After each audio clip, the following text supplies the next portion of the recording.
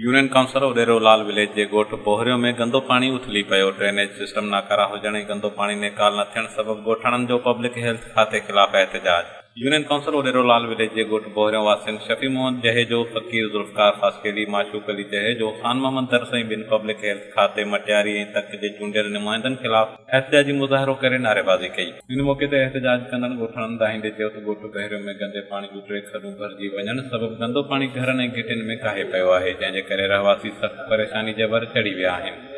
उन्हनि दाहींदे चयो त गंदे पाणी जे खॾनि खे ख़ाली कराइण ऐं घरनि तोड़े घिटियुनि आलो गंदे पाणी खे निकाल कराइण जे सिलसिले में डीसी मटियारी, पब्लिक हेल्थ खाते जे ऑफिसरनि समेत चूंडियल नुमाइंदनि खे पिणु शिकायतूं कयूं आहिनि, पर संदन शिकायतुनि जो को तदारक नाहे कयो वियो। हुननि लाॻापियल इख़्तियारनि खां मुतालबो कंदे चयो त ॻोठ मां गंदो पाणी निकाल कराए रहवासियुनि जी परेशानी ख़तमु कई वञे। ॿी सूरत में एहतजाज जो दाइरो वधाए सख़्त एहतजाज कयो वेंदो। Sajan Mirjat, Kawish digital media reporting team, Uderolal.